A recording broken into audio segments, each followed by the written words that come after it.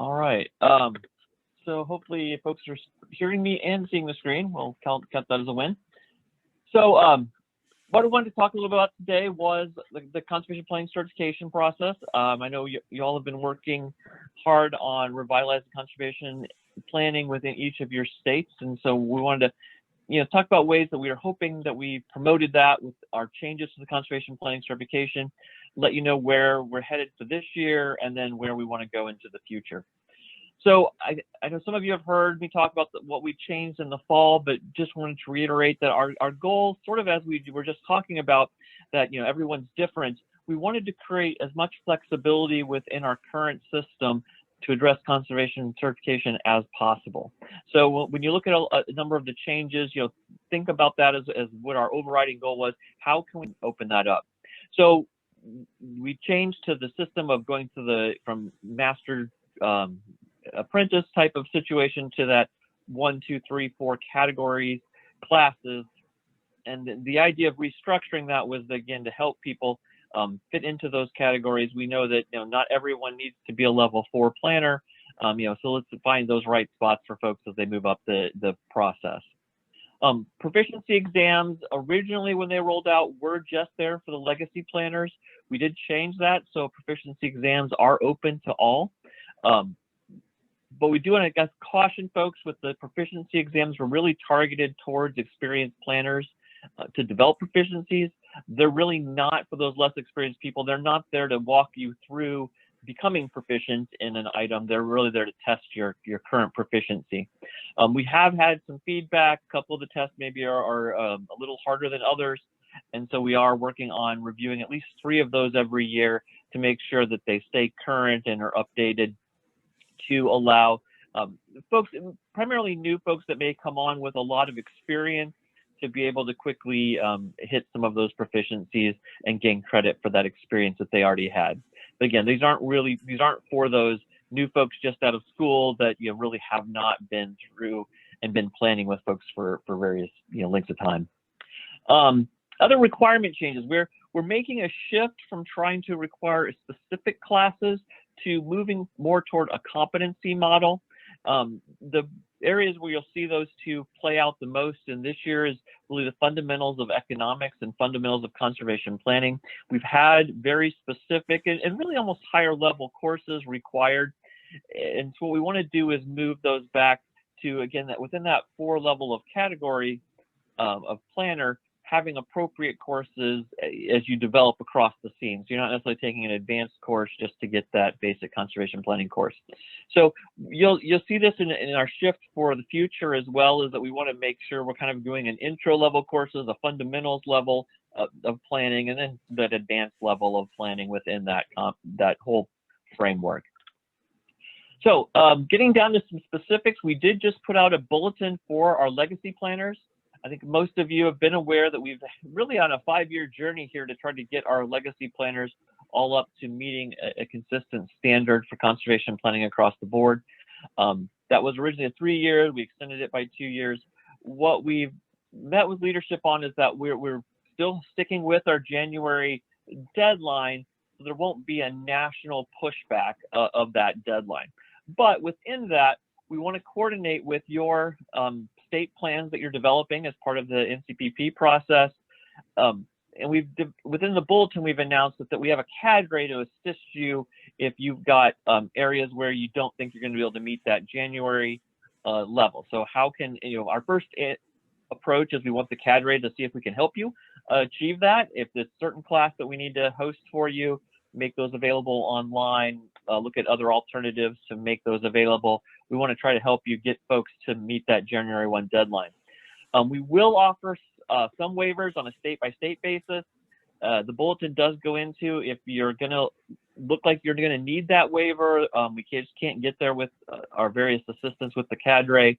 We would like to see you do an inventory by July 12th was the bulletin date of who is going to need that type of waiver within your state. Again, that inventory is really targeted on these legacy planners, not your new staff that are just coming on now and over the last year or two that are still working towards their planning. So I know we've gotten some inventories from various states. It seems that we've mixed and matched the legacy planners versus new folks coming on and who needs various courses. So we really want to focus on getting those legacy planners to meet that January 1 deadline. Obviously, we still want to help you bring on your new planners and get them the training they need as well. But when we talk about the inventory, it's really those legacy planners we want to get across the finish. Other things that we've been working on is the AgLearn tracking. I know AgLearn has been an up and down issue for us, but all planners should be enrolled in the appropriate program designations within AgLearn. That seems to be one of the major blockers we see as people look at, they can't see courses, they can't get credit for courses, is they're not enrolled in the required conservation planning IDP for our NRCS folks, or an assignment plan for the non-NRCS staff. So once you get enrolled in one of those requirements, then the courses will appear there. You should be tracking your acceptance with and meeting the requirements as you go through those courses.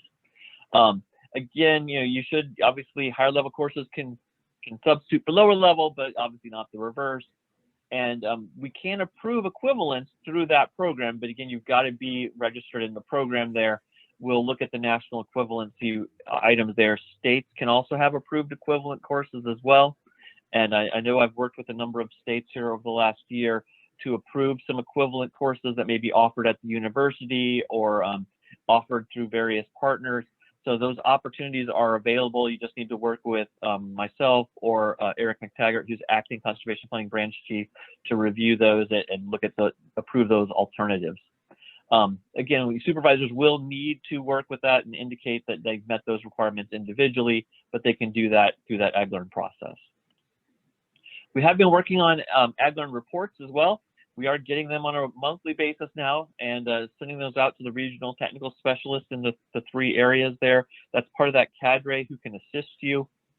And you as a state AgLearn administrator, you can pull those reports yourself, and giving you the directions to do that here. And but if you can refer back to these.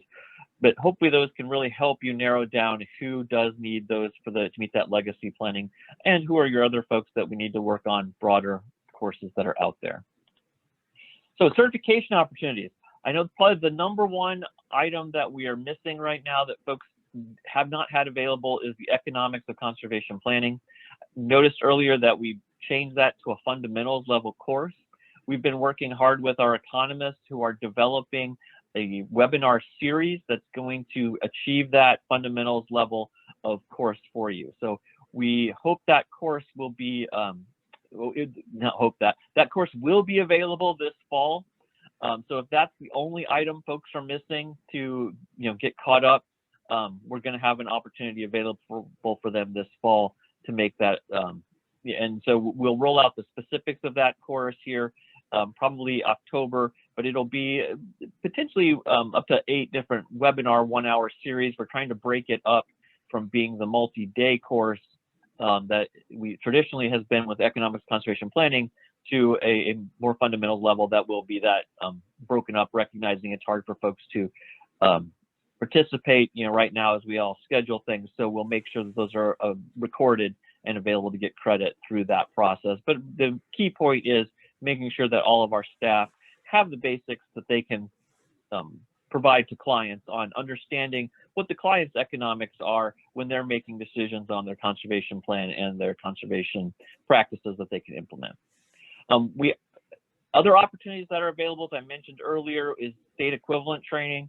I've worked with a number of states that have gotten approval for other courses to be offered. Some of those, again, have been university-based, but we've also had a number offered by really excellent partners that are out there for various purposes. And so we are happy to approve those. Again, you just need to submit that packet to us. Let us, review that with you, making sure that it's meeting the fundamentals level or whatever course that you're looking at there for that. The third one I just want to mention here that we've had some states be interested in, but haven't had a specific request yet, but that is utilizing the level 2 designation. So as I talked last time, the level 2 designation is, we left intentionally vague and broad. part of that is, this is the technical training that for folks that haven't met the level 3, what we would consider the certified conservation planning level. And that may be for purposes like they're doing sub plans as nutrient management, to CNMPs. Maybe they just don't do the full level of conservation planning. But there are other opportunities within a level 2 certification. One of those would be if you have folks that could develop a conservation plan, but maybe they're only limited to a certain region. They don't have a broad experience, or they're limited to certain types of operations. Maybe they're very good at grazing, but maybe they don't have the experience on cropland, or other type, or the reverse. We do open up the opportunity for the state conservationists to ask for a level 2 designation. Now, if you look in the policy, we do say you can't sign a conservation plan for your level 3 or 4, but we can waive that with the level 2 designation if they meet certain requirements. The key requirements being they've obviously that cultural resource training, and then the basic conservation planning part 2 training that everyone's going to have to be able to sign off a plan and make sure it meets the federal requirements. But other than that, if you're missing some of the other courses or the broader background that they would need to meet a level 3, but they within their discipline, region, or specific area that that they could meet those federal requirements and develop a conservation plan, and the state has a way to review that, we can open that up for an alternative certification for a level 2. So that's an option out there. If we see a lot of these, we really wanted to make this available this year for the states to let us know what things would be useful. And if we can see a couple of states implementing really great ideas, we'll make those nationally available. But right now it'll be on a state-by-state basis. But certainly if a couple states want to go together and talk about what would work in that region, we would be willing to look at that as well. But really we want to get back to the idea, especially for our partners, that they may not have access to all of the courses, but they do have those skills that are out there for conservation planning.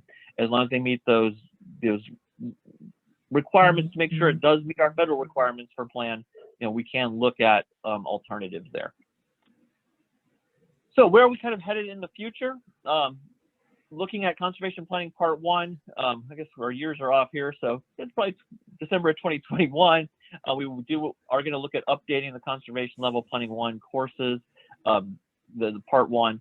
We also are implementing and having development right now the conservation skills for conservation planners. Again, looking for November of 21 rollout for that one. That's going to be really close. I'm not going to guarantee November, so if that's the course that folks are missing to meet their certification, we probably want to talk about that. But we want to update those to make them more modern as we move forward there. The other one we want to focus on is our TSPs and orientations for working with NRCS and conservation planning in our new model. I think as most of you know, we've moved to a CD cart utilization for our conservation plans. We really haven't rolled out a great TSP training for that yet, so we're developing that to roll out here in March. So those are our next 3 that are on the hot list. Future directions, we want to expand those opportunities. While we're working on the webinar series for economics this fall, we do want to develop a more a interactive economic fundamentals course that will develop into a regular AgLearn course that you'll be able to utilize online. We're also developing a utilization of practice standards based on the NCPP recommendations. We did take out job approval authority from the certification. Now you still may need job approval authority certainly to complete working with your clients, but what we felt is that with taking out job approval authority, we do need to make sure that our planners understand how to utilize the practice standards in the conservation plan effectively. So this will be a new course that we'll be adding for level 1 planners. They won't need it for the January 1 course, so don't worry about that. But it's something that we'll want to make sure everyone's got a solid foundation in both the practice standards and how to utilize FOTG. And we're updating FOTG right now, so there'll be some changes that we'll include in that course to make sure that folks understand how to utilize that effectively. The other one is that, if you may or may not have heard, with CD and CART being rolled out for planning, the next step in that evolution is incorporating the environmental evaluation, which, as we've always taught, should be part of your conservation plan and done while you're doing conservation plan, not that thing that you do at the end or sometimes that thing you do when you hear the auditors are coming. So we definitely want to make sure that folks, have that just built into the work process. They're completing it while they're doing their regular planning activities. That will roll out in October, how to do the environmental evaluation in CD. It'll be our initial phase of it. It will walk you through how to capture the SECs and other activities through the environmental evaluation while you're in CART and CD. How to finalize that will come a little bit later in the year, December rollout time, and then so we won't make that mandatory probably until the next fiscal year, but we will get that training out there of how to do the environmental evaluation as part of those two activities. We also have conservation activity structures. We had a bulletin out last month that talked about how we're changing the structure for the CAPs. So as we think about conservation activity plans, that word plan has gotten mixed and matched a whole lot under the CAP discussion. So what we've done is we've broken those out into 3 different activities that we're doing. We're doing conservation planning activities, which are what we would traditionally think about as conservation plans. We're doing design and implementation activities, or we call DIAs, and that's really when we're doing practice design work. So sometimes we use a plan to do that design, especially management type activities like nutrient management plans, but they're really how to implement that practice. So those are a different category than a general conservation plan. And then the last group is what we call the CEMAs, or conservation environmental evaluation and monitoring activities. Those may be what we would normally consider our items under step 9 of the conservation planning process, where we would look at, was the plan effective? But sometimes you may walk in earlier in the process that you already have a plan in place, or you've got activities and practices that are already in place, and you need to start at step 9. And if you think about the conservation planning process, it's really a big circle. You might come in at different stages within that circle, and then that just might lead you back to more conservation planning activities. But sometimes we need to start at step 9 to see, are our current activities effective in meeting what we're needing? If you think about portions of a CNMP, when we go in and look at, are the existing structures still meeting the criteria? That's really a step 9 activity. You're just starting at the end to that monitoring phase to see that the practices are effective or not. So we've broken them up into those new 3 structures. We'll be developing a course that'll explain this, primarily targeted to TSPs and how to utilize this, but that'll be coming. The next one is an updating the boot camp and the CP2 curriculum. We wanted to get boot camp updated this year. Obviously, boot camp didn't happen this year, so we're working on that curriculum. We'd like to incorporate some of these fundamentals of communication and economics in the criteria there. We've been working with the team there on that and our economists to make sure we can incorporate that. So we'll be updating those as we go forward, and you'll see that moving forward. As I mentioned, we also want to update the proficiency exams. Our goal is to update 3 of them each year. And if there are other proficiency exams out there that we need to develop, we're certainly open to those types of discussions as well. I think planning tracking system, I think for TSPs, we are going to deploy in July the new NRCS registry. So if you're a TSP now, or you've worked with TSPs, they now register within the Tech Reg system. That will be going away this summer, and we'll be moving to this new TSP registry. What the registry will do is it'll give the TSPs a lot more ability to track their own certifications. They'll be able to submit things through the registry. We can put those reports out. What our goal is, though, as you can see in the second bulletin here, is to combine that registry with our NRCS and partner planners. And that will allow us not only to have everyone working into the same type of system, that we can track everyone's progress on their certifications, both for certification for planning, but also our job approval authority and other items that would relate to TSPs. But it will also give us as managers at the state and national levels the ability to see where are our planners at? Where do we have TSPs at? Where are our weaknesses out there? Where do we need to do additional training to roll out different skill sets as we see changes in programs or changes in technical needs that are out there?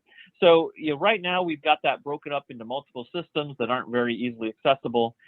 And our planners don't have a system that they can go into and update their own information for their planning process. As you all know, states are managing that within the conservation planning database, but it's really difficult for an individual planner to go in and put in their certifications or put in other items. the new system will allow even our planners to do that and walk through that system and have them all in one place. So that's our next step after we deploy registry here in July, is to move everyone into a unified system. The last bit of future direction, as I mentioned, we intentionally left level 2 open and vague, and allowing states to develop that program out into specific areas that they may need that don't quite meet that level 3 planner, but still may be able to do planning in certain circumstances. The level 4, which is the master planner, and really was a conglomerate of everything past level 3 before. But what we've found is, a lot of our level 4s were those area ARCs who are training and overseeing and doing the quality assurance on planning, really weren't also great folks to do the area-wide planning. And so we have some great area-wide planners, especially some of our former RC&D coordinators and some of our current folks that are out there who have done a lot of work on area-wide planning, but they're not going to be our day-to-day quality assurance planners at that level 4 level, for individual client plans. So what we're looking at is trying to break those two things out. We're going to put together a group here later this summer to review this and really develop out that level 4 and the area-wide planning certification in a more robust way, which is why we didn't update those when we did the policy there, but left those intentionally vague as well. So we still, looking for suggestions, ideas. We've implemented, I think, most of the suggestions that NCPP had this last year. I think we're still getting up to speed on rolling all of those out and having everybody understand them, but do appreciate feedback on that. We are definitely open to how do we make this more flexible and more adaptable to a lot of the changes that we're seeing across the nation. So with that, I think I am giving my update there. I saw a little dot that was showing some questions came in, but I'm not sure how to see them yet. So is Mike, are you able to read those? Yeah, and I'm not seeing any in the chat area, but we're a few minutes over. Folks, I'll say this: in a meeting last week, I said I always love to hear from Aaron. He's the chief of the conservation planning branch in NRCS, and his boss, Jimmy Bramlett, who's the deputy chief of programs. I said, I always like to hear from these guys because it confirms that they are hearing what's being said at NCPP, and they assured us they hear everything, and clearly they're making adjustments based on the things they're hearing from NCPP. So I will tell you that if anyone out there, any of the partners have any comments about conservation planning and the policy, conservation planning policy and certification, that the simplest way to get your message across is simply to go to ncpp.info. We have a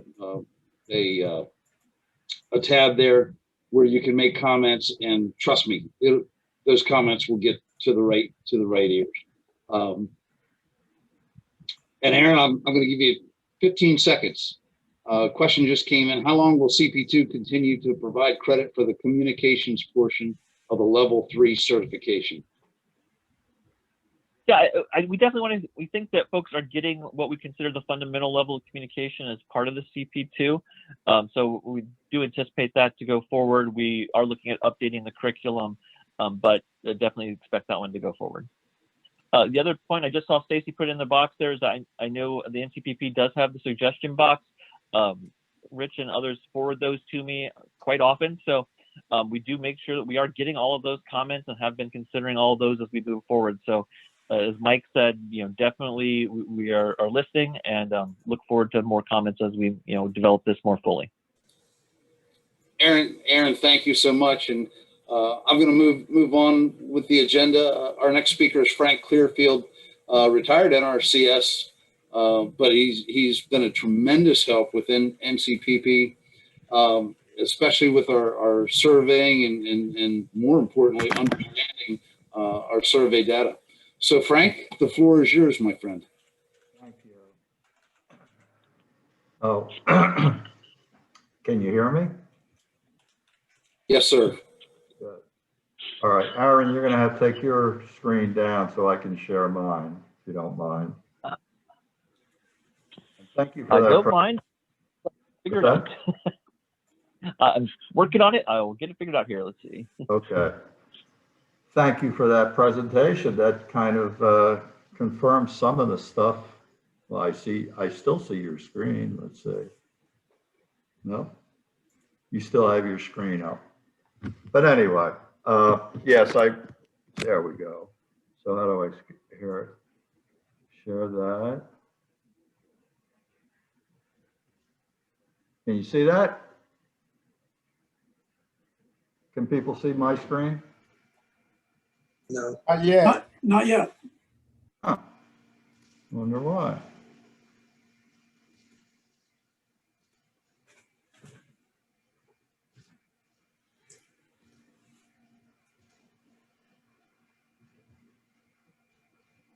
Oh, this is my worst nightmare.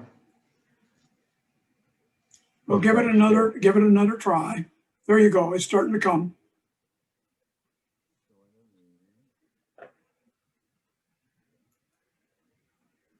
That. You got it. All right.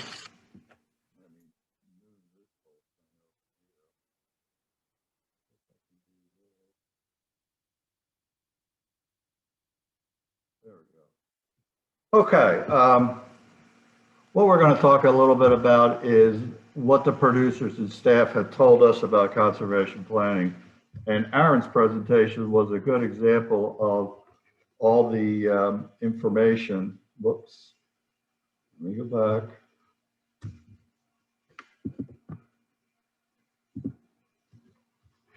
I'm trying to move this thing. Okay. All the information that the surveys and focus groups and listening sessions have provided, that NRCS and conservation districts and other people within the NCPP are listening to and trying to implement. So what we're going to do is we're going to provide, with this presentation, provide a high-cut summary of the information we've gathered already from producers, staff, and leadership, which reinforces some of what you already know, because we've asked you in terms of focus groups and surveys and things like that, people on this call, what are the issues with conservation planning, how to improve it, what works, and things like that. And we're also going to provide some confidence that the focus groups and the changes coincide with all this sort of information. So the outline is going to be who we heard from, how we heard it, what they told us, and what do we do. So we've heard from a lot of people. We've had about, 1,800 producers, bunch of supervisors who aren't producers, almost 4,000 NRCS and district employees. We've had brainstorming sessions with state conservationists and district conservationists, etc. So how do we hear from you folks? Well, we've had about 5 surveys overall since 2016, some brainstorming sessions. A lot of these listening sessions and brainstorming sessions and interviews have been connected with the NACD meetings. So, and we just did a recent survey in 2020 and just completed the analysis of that survey just recently. So what'd you tell us? Basically, it's a supply issue, not a demand issue. And I think the next Thursday's virtual session, you'll see that the conservation marketing plans to improve conservation planning from the states going to reinforce that basically it's a supply issue in terms of staffing shortages, training, certification, those types of things. The speed with which producers want technical assistance is not quite there yet. Also, producers want a bunch of follow-up visits, and we have mixed capabilities at the field office level, which we are working on, as Aaron's information showed us. A lot of producers need to update their plans. They're like 10, 15 years old, and I can't see the last thing. This is the channel. Okay, and it's a product issue, meaning that the conservation plans are can be improved in certain ways, and we'll talk a little bit about that. So what did you tell us specifically? We went generally. What were the specific things? The producer knowledge and the perception of value. So the higher the knowledge of producers, the higher they perceive the value of conservation plans. So the key to marketing in that instance is we want to increase producers' knowledge of conservation planning. And again, that's a demand issue, which we probably don't need. We've got more people walking through the door that we can deal with now. But at some point, I think we're going to catch up. Our infrastructure is going to catch up. People are going to be trained. They're going to be certified, and we're going to be able to deal with that. So how we increase people's knowledge is something that's going to be very important. In terms of how producers prefer to receive information, we all know field office visits, technical visits to the agricultural operation. That's preferred by both staff and also by producers. The other thing that was a surprise is emails with attachments. That came out high in terms of preferred way of receiving information. Yeah, like Mike said, I've been working with NRCS for a long time, since the 80s, and we've done a lot of surveys, and we've always seen demonstrations on working farms comes out high in terms of how producers would like to receive information. And I see this as an opportunity not only to show producers the value of conservation planning, but also to have that as sort of a training session or work session with our employees. So staff would come in, see on the working farm, maybe have a mentor, maybe shadow some people who are level 4 conservation planners or whatnot. So this would be a good opportunity. So staff development, Aaron's talked a lot about that, training, certification, job approval authority, all those mentoring, different ways of increasing field office people's knowledge. So if we increase demand and the staff are not fully capable, then it could result in some negative effects on staff and producer morale. What we found is there in the surveys with the field office folks is that there's basically a bifurcation of experience. Some people who are certified planners, have farm backgrounds and things like that, are very comfortable working, very comfortable going out to a farmer's operation and working with them to develop conservation plans. On the other hand, if you got a newly hired employee who doesn't have the conservation planning background, they have some stress issues in terms of working directly with farmers because they don't feel like their knowledge is good enough. So what else did they tell us specifically? Conservation plans are, the producers want them to be a pathway for funding.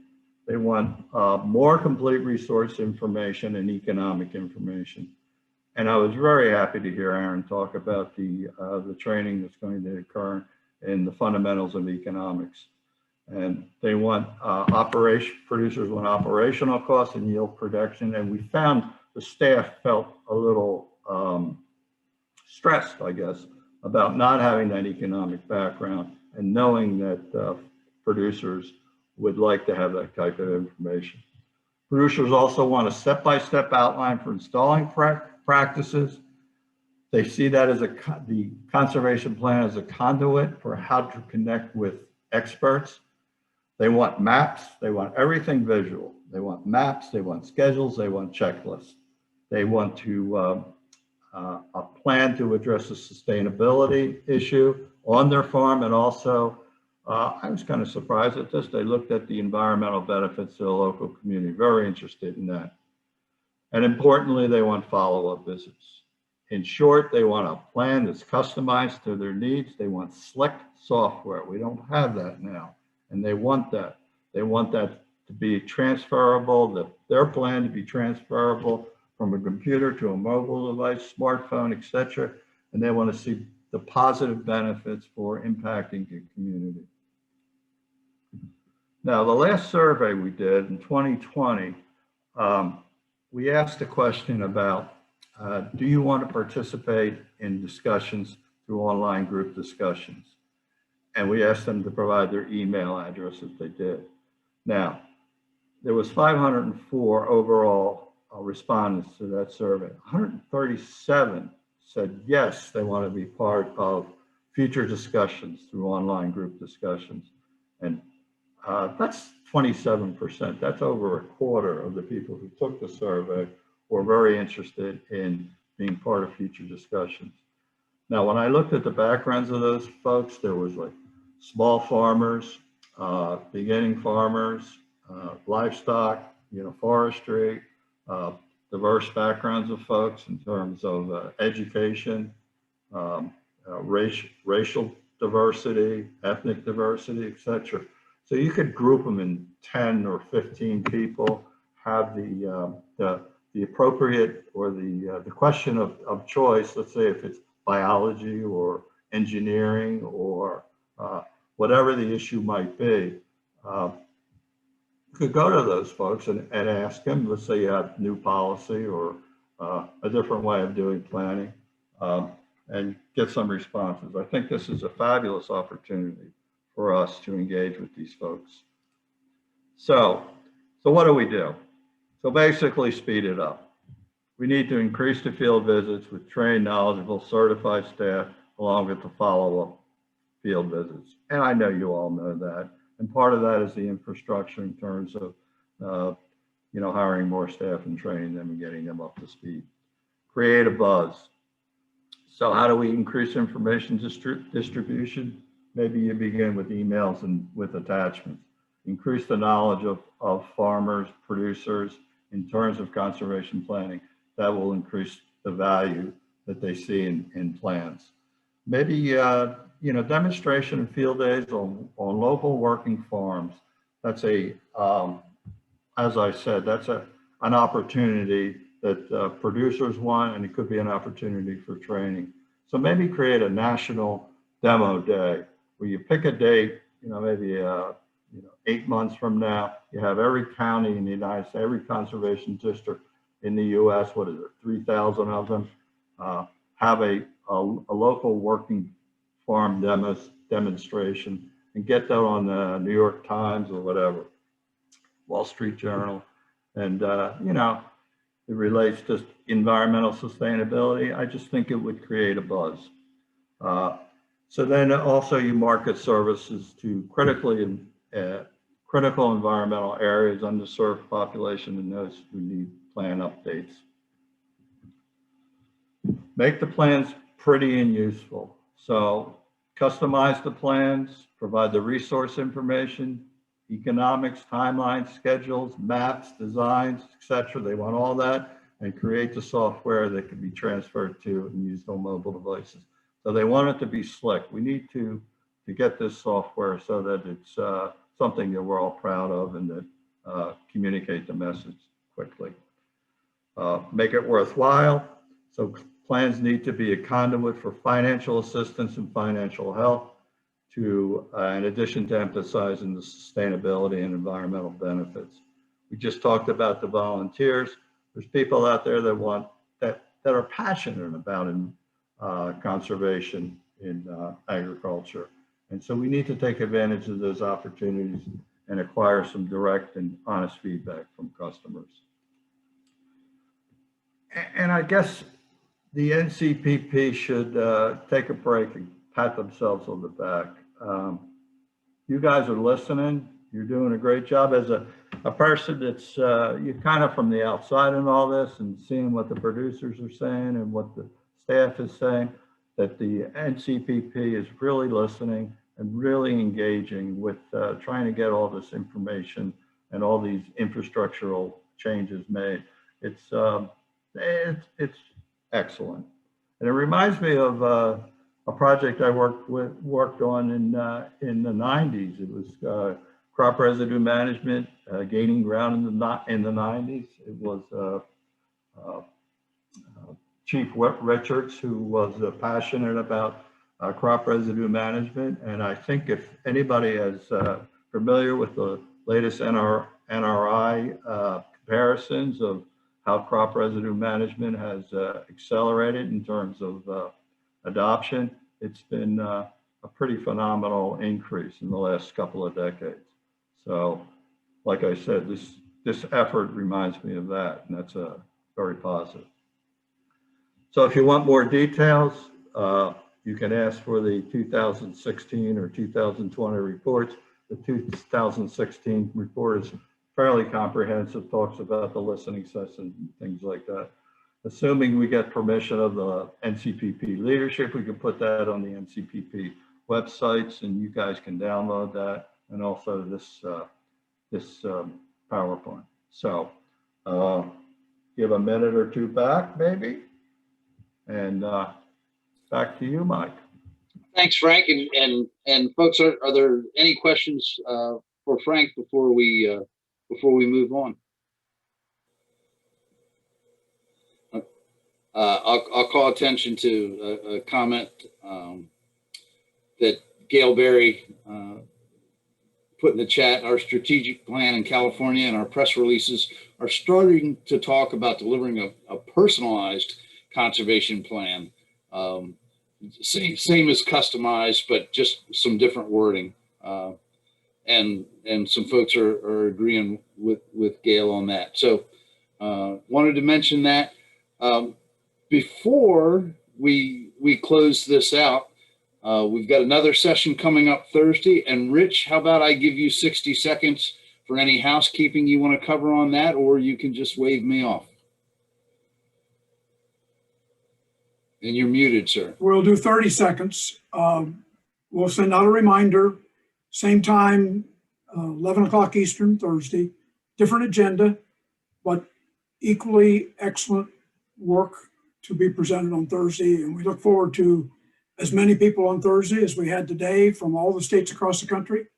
And I'll leave it at that, Mike. The agenda will speak for itself.